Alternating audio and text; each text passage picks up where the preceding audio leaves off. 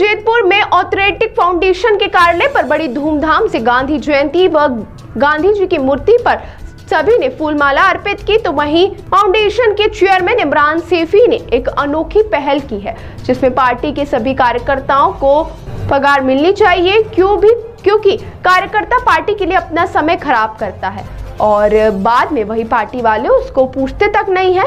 छोड़ के आती है तो ये पता नहीं होता कि हमारे बच्चे क्या कर रहे हैं। घर में खाना क्या नहीं बना होता है, फिर भी आप यहाँ आके बैठ गई। किस लिए?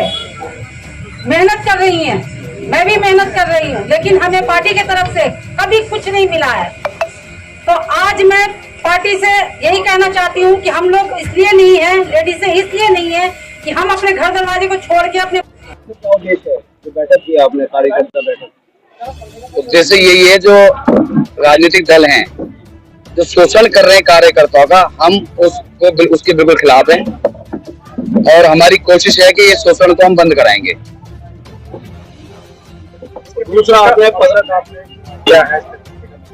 देखिए, हमारा सीधा मकसद कोई घुमा फिरा के नहीं है। सीधी बात है कि काम उसी दल में होगा जो कार्यकर्ता हैं, उन सभी कार्यकर्ताओं की जो तनख्वाह देगा, सैलरी देगा, अब सिर्फ उसी दल में काम होगा। कार्यकर्ताओं के लिए होगा या 5 साल की या पूरी जीवन भर की जो काम करेगा? सिर्फ छूट उस पार्टी को होगी जो सत्ता में नहीं होगी। उसके साथ कोई कार्यकर्ता काम करता है तो वो अपने मन से कर रहा है, और जो पार्टी सत्ता में बैठी है उसे तो कार्यकर्ता का गुजारा भत्ता देना पड़ेगा। ये हमारी इसी मन से मांग है।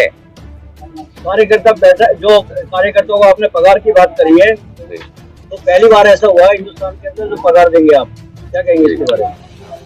ऐसा जी, अगर मुझे मौका मिला, अगर मुझे आशीर्वाद मिला, तो मैं इस मीडिया के सामने और इस समाज के सामने इस बात का वादा करता हूँ, चाहे मुझसे आप बॉन्ड पेपर साइन करा लो, मुझसे कसम खिलवा लो, कि मेरे साथ जो लोग कंधे से कंधा मिलाकर इस सिस्टम के खिलाफ लड़ेंगे और हम सरकार में आए तो हम जरूर शहरी देंगे। एक बहुत बड़ा यहाँ क्षेत्र में ओजोन का बड़ा मैटर है, उस पर क्या काम करोगे आप विधायक बन के आए तो? ओजोन का मामला तो सभी के लिए है, उसका नुकसान तो सभी के लिए है। हम तो चाहेंगे कि जो भी यहाँ पे नुमाइंदे हैं, जिन्हें भी जनता ने यहाँ से जो अच्छा खासा वोट देकर विजय बनाकर भेजा है, उनको ओजोन हटाना चाहिए, ताकि रोज की जो मारामारी है, रोज एमसीडी का दत्ता घूम रहा है, रोज तोड़फोड़ होती है, ये सरासर गलत है। उन्हें हटाना चाहिए। अब तो वो सत्ता में भी है और बड़े चेहरे बन चुके हैं। एक बहुत बड़ा विधायक है, वो सर्वश्रेष्ठ विधायक के तौर पर भी सम्मानित हो जाते हैं, और यहाँ जब क्षेत्र में घूमते हैं तो कई सारी समस्याएं हैं और जो कुछ कमियां हैं वो आज तक दुरुस्त नहीं कर पाए। क्या कहना चाहेंगे?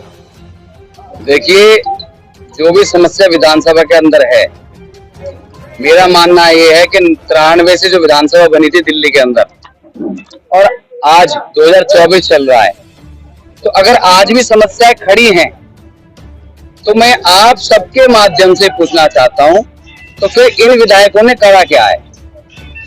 4 बार एक विधायक रह लिए, 2 बार एक विधायक रह लिए, 1 बार एक विधायक रह लिए, तो इन सब ने करा क्या था कि जो समस्या आज भी एज इट इज खड़ी है, ओजोन एज इट इज खड़ा है, जाम एज इट इज खड़े हैं, रोड एज इट इज खड़े हैं, ऐसे खराब पड़े हैं, सीवर कहीं कॉलोनी में डला नहीं। तो इन जो समय निकला है पुराना, इसमें इन लोगों ने करा क्या था? रुद्रपुर विधानसभा के अंदर कई बार ओजोन गोजोन करके इन्होंने बड़ी बड़ी पार्टियों ने कहा है ओजोन गोजोन हो गया क्षेत्र के अंदर, अभी तक ओजोन लगा है।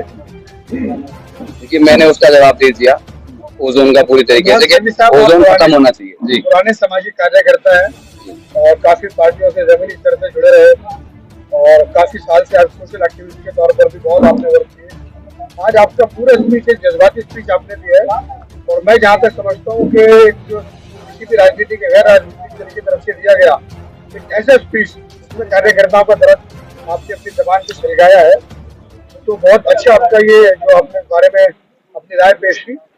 तो ऐसे इसका प्लान आपके दिल में और ये ख्याल कहाँ से आया कि जो सब कुछ होना चाहिए? अभी आपने हवाले भी दिया कि 100 करोड़ के करीब लोग कमाते हैं, लेकिन उनका कुछ नहीं रह पाता कार्यकर्ताओं का। तो ये बहुत अच्छी सोच आपके ध्यान में माशाल्लाह है, तो क्या कहेंगे उसके बारे में? मैं आप सबके माध्यम से बताना चाहूंगा क्योंकि मैंने खुद भुगता अपने आप में। मैं 2007 से किसी ना किसी बैनर तले किसी ना किसी के लिए काम करता चला आ रहा हूँ, लेकिन मैंने उसका जब निचोड़ निकाला तो ये निकाला कि मैं अपने, अगर मैं सिर्फ इतने लंबे समय के चाय के पैसे जोड़ लूं ना तो मेरा भरपाई नहीं कर सकते ये लोग। जितनी मैंने इन लोगों के लिए सिर्फ चाय पिलाई है अपने ऑफिसों में, अपने कार्यालयों में बैठकर, सिर्फ इन लोगों के लिए मेरा कोई फायदा आज तक नहीं हुआ। तो इसी से मैं तो चलो उस परवरदिगार का, उस खुदा का, उस भगवान का, ईश्वर का, वाहिगुरु का, कि उन्होंने मुझे इस लायक नवाजा, तो मैंने ये काम कर लिया कि इनके लिए रात दिन काम भी किया, मेहनत भी की, इनका झंडा उठाया, और जो मेरे पे सेवा थी, जो सुविधा थी, उसके मुताबिक मैंने लोगों की सेवा भी की। वो तो मैं झेल गया, लेकिन जो लाखों लोग ऐसे हैं जो बेचारे अपना सब कुछ गिरवी रख देते हैं इनके चक्कर में, खाने खराब हो जाते हैं, बर्बाद हो जाते हैं, वो ना घर के रहते हैं ना घाट के। तो वो सारा मैंने सिनेरियो पहले दिन से देखा हुआ है, इसलिए ये सारी चीजें मेरे दिमाग में बहुत लंबे से चल रही थी। दिल और दिमाग ने काम शुरू किया, अंदर से जज्बात पैदा हुए, तो हम ये फ्रंट पे आए हैं। यहाँ जो मीडिया बंधु आए हुए हैं सभी चैनल के माध्यम से, मैं समझता हूँ कि ये पूरे देश के अंदर देखा जाएगा, और ये जो कंसेप्ट आपने शुरू किया पूरे देश के अंदर एक पहल की जा सकती है, और भी राजनीतिक या गैर राजनीतिक पार्टियों की तरफ से जो पहल आपने आज की है, तो उस बारे में क्या कहना चाहेंगे आप? मैं चाहता हूँ कि जितने भी राजनीतिक दल सत्ता में हैं, चाहे वो हिंदुस्तान के किसी भी स्टेट से हैं, अगर वो सत्ता में है तो उनको अपने कार्यकर्ताओं की सैलरी ओपन कर देनी चाहिए, घोषित कर देनी चाहिए। और गवर्नमेंट का एक क्राइटेरिया है, मिनिमम 18,000 रुपए सैलरी। हम नहीं कहते हुए 1 लाख रुपए दे, लेकिन कम से कम एक कार्यकर्ता को, बूथ स्तर के कार्यकर्ता को कम से कम 18,000 रुपए तो मिलने चाहिए। ये जायज है या नहीं है? सरकार कह रही है नहीं कह रही? आपने बहुत अच्छी बात कही है, होना भी ऐसा चाहिए था और बहुत पहले हो जाना चाहिए था। मगर मैं एक बात पूछूंगा, आगे विधानसभा के चुनाव है 4 महीने बाद में जी, आपके यहाँ के विकास के लिए जो पिछड़ गया है जी, बदरपुर विधानसभा, उसकी विकास की रूपरेखा कैसे बनाएंगे और क्या करेंगे? देखिए, ये मुद्दा जो आज हमने आपके सामने रखा है, ये चुनाव को लेकर नहीं है। हमारी जो लड़ाई है आज, वो कार्यकर्ताओं को लेकर है, और वो बदरपुर विधानसभा की बात नहीं है, वो पूरे देश का मामला है। और उस मामले में जब चुनावी माहौल होगा, जैसा समाज, जैसा जनता, जैसे हमारे लोग, जैसा सिस्टम बताएंगे, वो ऐसा देखा जाएगा। ये सारा मामला आज सिर्फ कार्यकर्ताओं की लड़ाई का हमारा आगाज है। इमरान साहब जो सैलरी के आलाप कर रहे हैं कार्यकर्ताओं की, तो आपने ये भी एक बात बोली कि 2000 कार्यकर्ता होते हैं एक विधायक के बीच। जी, ये 2000 बंदों की सैलरी कहाँ से आएगी? क्योंकि विधायक की तो खुद की सैलरी आती है। जी। तो वो जो विधायक इनको सैलरी देंगे, जैसे आपने बीड़ा उठाया, तो वो सैलरी कहाँ से आएगी जब वो 100 करोड़ का मामला है? हाँ, जायज बात। देखिए, आप किसी भी विधायक का जो चुनावी बॉन्ड होता है उसे निकाल लीजिए, और उसका एक बार का